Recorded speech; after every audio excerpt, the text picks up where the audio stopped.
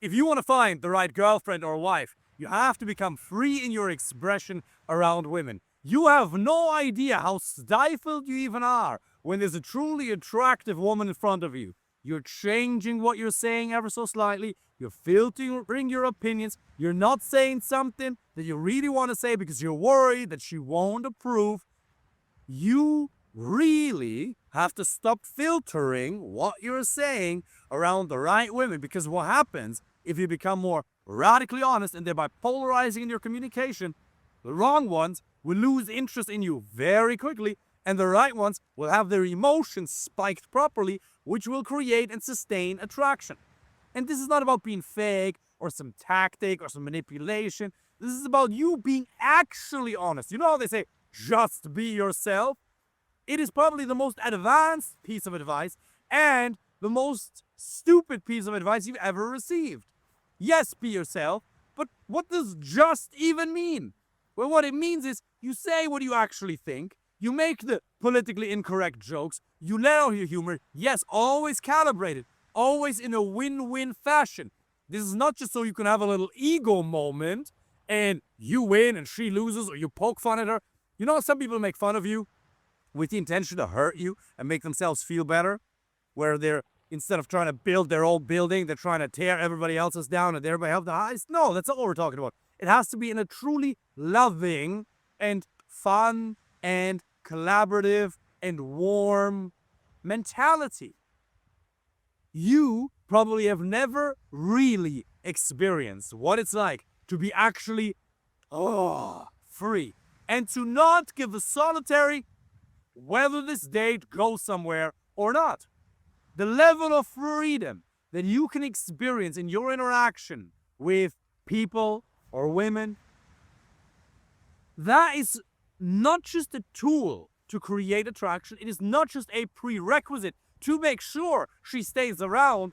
It is also a reward in and of itself. Because I've lived it, man. I was so stiff around my ex-wife because I was so afraid of losing her love. She's not a bad person. I'm not one either. But if two good people come together who are not compatible, people suffer. And you end up in hell, because I felt like I was walking on eggshells constantly. I didn't want to upset her because I didn't want to lose her love. Now, if I had been free in my expression around her, it wouldn't have magically made that relationship, that marriage work, because we were never compatible. But at the very least, within 10 minutes of me talking to her for the first time ever in Ireland many years ago at a karate seminar, the conversation wouldn't have gone any longer than a couple of minutes, because we would have realized, wow, our personalities truly aren't compatible. But instead, since I was coming from scarcity and there was a woman where I was like, oh, wow, she's incredibly smart, this is amazing, let's try to make this work somehow. And what happens? 1 year long distance relationship, I moved to Ireland, we spent a couple of years together, we get married, we have a daughter, we get a divorce, and I suffered like a pig in hell. And this is not to get compassion from you at all. I don't want any sympathy. But I want you to understand that I've gone through the dark night of the soul, and that's why I care. And that's part of the reason why I'm in one of the most northern places in Europe right now, freezing our balls off, shooting this video here for you. Because I want you to understand this message, that you can experience extreme pain in relationships, or you can experience really deep levels of happiness, peace, ease, and fulfillment. But you being free in your expression, saying what you actually think, becoming more fun, becoming more lighthearted, going with your gut, having a thought, and instead of suppressing it, saying, oh, I couldn't possibly say this, an educated woman wouldn't possibly respond well to this, you go with it, you flow with it, and then you see where it leads.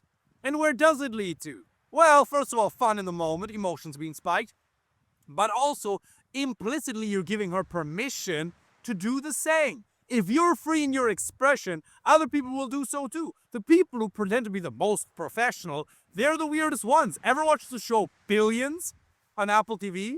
There's Chuck the Cuck, the guy who's the attorney general for the, I believe, Southern District of New York. And he always pretends to be so professional and follow all the rules. But then really, he likes to get whipped and dominated at home by his wife, who is the performance psychologist for the billionaire he's trying to put in a jail. So this guy who has this front of being the most professional ever, he's the weirdest one. We are all fun and silly, and we all want to be a little bit quirky at times. Now, that doesn't mean that you can't be calibrated. You still have to be calibrated at all times. This is not about making people uncomfortable. This is not about expressing yourself so far that you intervene with somebody else's space. It's this idea that you can do whatever you want right up until a point where you start interfering with somebody else's right to do the same. But if you're not, if you're still giving them the permission or the space to express themselves as freely and as happy, well, then it's a win-win. Because if you're a little more silly, they're a little more silly. Because you have to understand, what is life ultimately about? It's about happiness and meaning. Happiness, being happy. Meaning, making other people happy, reducing suffering. That's all it is. So if you can be more fun and lighthearted, you're experiencing happiness right then and there. Anything we're doing, the relationship, the job, the business, the healthy body, we're doing it. Why? Because we believe it's going to make us feel good. So we work for years and years and years because we believe it's going to meet our need for love and connection. We're going to be loved and we get all these outcomes and then we're going to feel good. What does freedom of expression allow you to do? It allows you to shortcut 17 years of career or business progression and experience the ultimate outcome right now, which is happiness. Understand that. If you can become free in your expression, you'll get really happy very, very quickly. And also, if you become happy, if you produce positive emotions within yourself, you become a source of positivity for her. And then she wants to stick around you. You've had this where there's good friends of yours that you love. They're just good people, but they're negative and they complain. And they just have this heavy energy to be around. And you sort of start pulling back. If you could become positive, you know how people always talk about adding value in a relationship? Well, positivity and happiness, which can be a result of freedom of expression, that is value in and of itself. The more happiness you can contribute to her, the more she's going to want to be around you. The more people are going to want to be around you. The more business opportunities are going to come your way.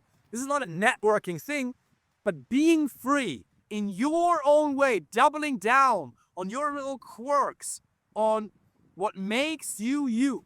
That is going to eliminate 90% of options. And most women will lose interest in you. Great. You're strategically disqualifying the wrong ones very quickly so you don't end up wasting your time. Because the only resource you can never get back in this life is time.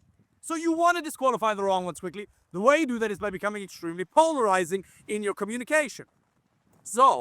But you'll also really attract the right ones because you're a shell of yourself. You're not fun. You're not lighthearted enough. She's not feeling any energy from you. She's not feeling the real you because you're presenting a shell. No, actually, that's not really true. No, with the women you actually really like, that's definitely the case. You're not letting yourself out, your whole soul. Are you really bringing your full self? And the way you can do that, a question that I learned from one of the best psychologists in Germany, Gunther Schmidt, who I've had the fortune to learn a lot from over the years, is asking yourself or your unconscious mind, if I was 10 times, 5 times more free in my expression around her, and at peace and enjoyable, what would that look like? And then not demand an answer consciously in that moment, but letting your unconscious work it out. Because if you ask yourself, what would be easier? What would be lighter? What would be more free? How could I be more free in my expression? Your unconscious will respond and you'll feel subtle shifts in your body language, even in your tone of voice. Maybe it'll drop a little bit. Maybe you'll be louder. Maybe you'll be quieter. But it'll be congruent to you. That's what matters. And by the way, what's congruent to you right now may not be congruent to you in 6 hours. Maybe right now you want to be a little bit more calm. Sometimes you get a little bit more animated.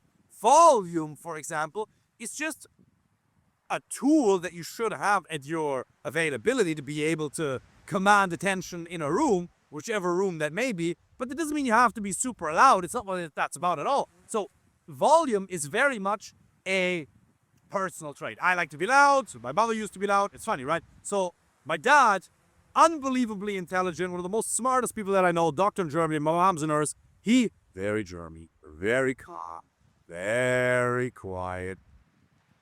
Not quiet in the sense that he doesn't talk, but much calmer. My mom's energy is like this. People are like, Dad, why are you so loud? Well, I'll probably get my mom's energy in a lot of ways, right? So that's just a natural way in which I like to express myself. You know how many people give me shit on my videos? Like, Dad, you're too loud. Stop yelling. I don't give a fuck. I couldn't care. Because I'm not going to castrate myself just to please somebody who is never really interested in the lessons that I have to share. So I want to make content for the few who get real value out of it, for the few who really resonate. That's how you build depth. And yeah, you need width to an extent. You need to meet a lot more quality women through dating apps, through in-person approaches, through Instagram, to disqualify the wrong ones quickly, to then make it work with the right one. So yeah, you need volume, you need width, but ultimately you need depth. You only need to close one deal for the rest of your life. In dating, imagine you only have to go to the gym for 6 months, and then that would be it. Imagine that's all you'd have to do. 6 months gym, and then you'd be in shape for the rest of your life. Is that not a deal that you would take? Yeah, absolutely. It's amazing. Everybody would. But then when it comes to dating, people think, oh, this outcome of a relationship should just come to me. I'll find the right one eventually. How has that been working out? It hasn't. So, width and the depth, you only need one person. One person. It does require work. It does require you changing certain patterns. Not who you are at your core, just certain patterns of how you express yourself. And what I would invite you to consider is that if you become more free in your expression, while being calibrated, while being respectful, everybody else around you becomes happier. Because right now, you don't even realize how much you're limiting yourself, how constricted you are. And once you actually let it out, the right ones will really love you. Most won't. 90% of people won't. But the ones who actually were meant to be in your life, they will give you all the happiness. The same is true with quality male friends. So many men have lukewarm relationships with other men because they're not free in their expression. They're not saying what they actually think. Are you really sharing your most controversial opinions with your friends? Let them out. Because we don't just bond over what we like, we also bond over what we dislike. Having values means being for something, but it also means being against something. If you say, I love XYZ, I hate XYZ, if she loves the same thing, if she hates the same thing, well, you bond over that. And that doesn't mean you're going to be negative or talking about hate and fostering a sense of hatred in your heart. No, but it's about expressing a strong opinion. If you want me to help you personally, find the right girlfriend or wife, click the link below and apply for a free initial consultation. Looking forward to speaking with you soon. Take care.